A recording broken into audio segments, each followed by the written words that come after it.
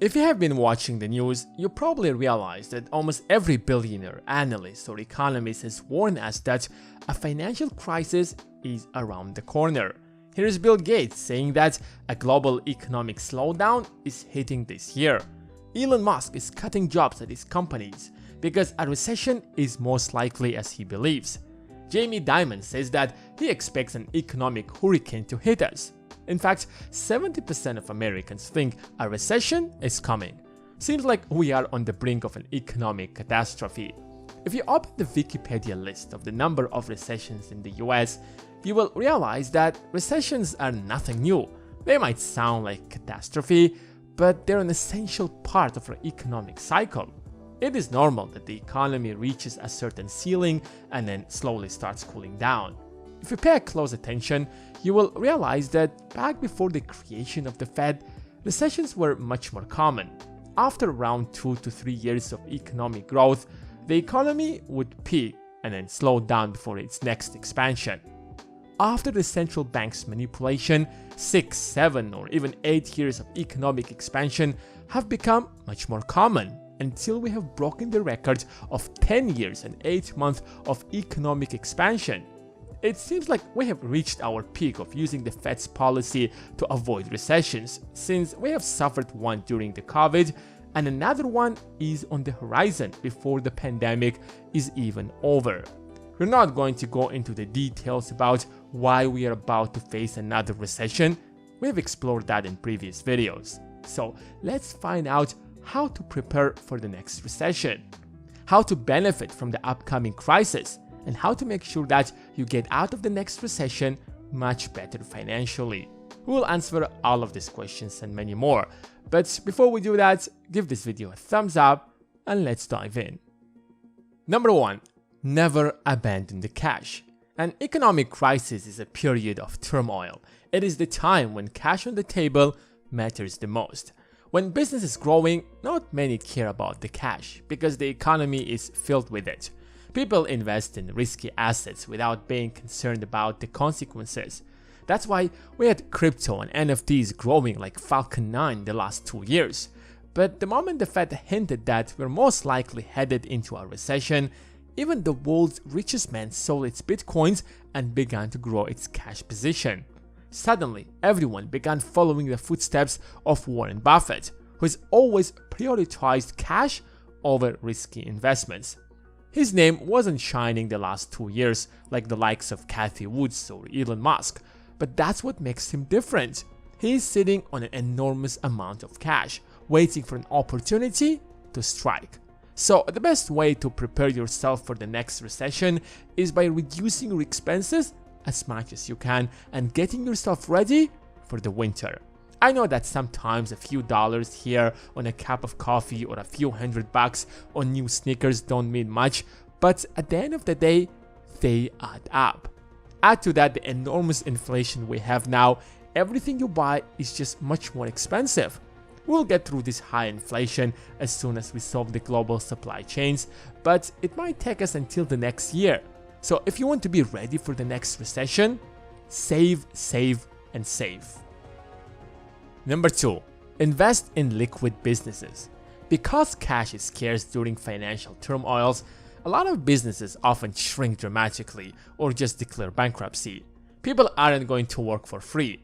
Remember that they have stomachs to feed. So it is normal where there is a wave of businesses that are going to shut down. During the 2008 financial crisis, even huge corporations filed for bankruptcy, such as General Motors, Chrysler, AIG, and many, many more. Bigger and more stable companies or governments acquired them. So if you're investing, make sure to invest in companies that have cash to survive the storm. That's why some companies like Apple and Microsoft are sitting on a huge pile of cash despite high inflation, since it's far better to let inflation slowly eat away the fortune rather than face a recession without enough liquidity. If you want to find out how liquid the business is, all you have to do is take a look at its balance sheet. If it's a public company, then you should easily find their financial statements. I don't expect every company to have over $200 billion in cash like Apple has. Number 3. A recession is an opportunity. Recessions seem like the worst time to start a business. However, facts on the ground prove the absolute opposite. When the economy is growing, competing with top players is difficult, if not impossible. However, during crises, when huge corporations are distracted by huge bureaucracy, startups have the opportunity to strike. WhatsApp, for example, was founded in 2009 when the economy was crippled by the crisis. A few years later, Facebook acquired WhatsApp for $19 billion. And today, with over $2 billion, it's worth a lot more. Uber is another example. It was founded back in 2009, and today it is worth almost $50 billion, despite the fact that it is still struggling to turn a profit. There are plenty of other examples, such as Pinterest, Venmo, Slack, and Square, but the most notable, of course, is Bitcoin. In fact, the 2008 crash was the reason that pushed Satoshi Nakamoto to create Bitcoin, that ended up creating an entire industry that turned many people into millionaires and billionaires. Think of Coinbase, Binance, Gemini, and many more. Even Tesla, which went almost bankrupt during the crisis, managed to survive and turn the crisis into a turning point in the industry's history. That was the moment when other manufacturers filed for bankruptcy, while Tesla emerged strongest. But it is not just about starting a business. A recession is a period to boost your career. Taking responsibility during turmoils will give you an upper hand over your colleagues, and you can climb the career ladder much faster in a relatively short period. Just take a look at how many CEOs lost their jobs to their junior managers during the last crisis. Number 4. Don't cash out.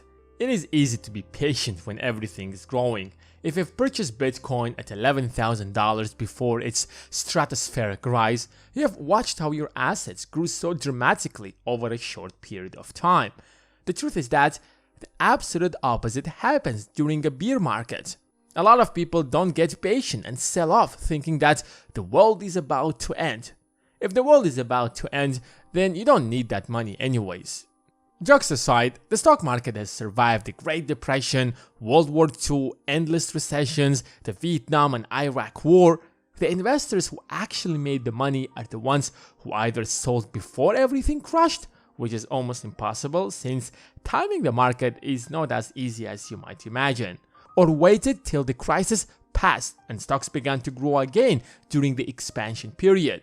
I have made huge losses, but I'm more than confident that everything will recover. Number 5. Don't go into debt.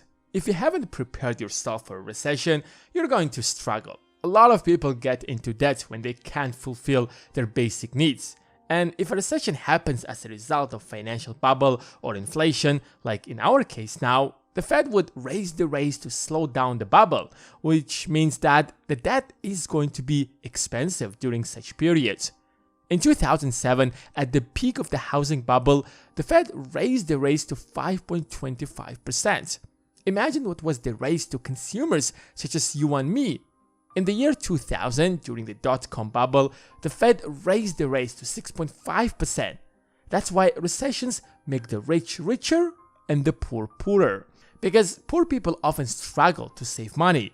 So during the recessions, they might have to borrow to put food on the table, while the rich don't and can use that excessive cash to take an opportunity of the crisis. These are just some of the ways to get yourself ready for the next crisis.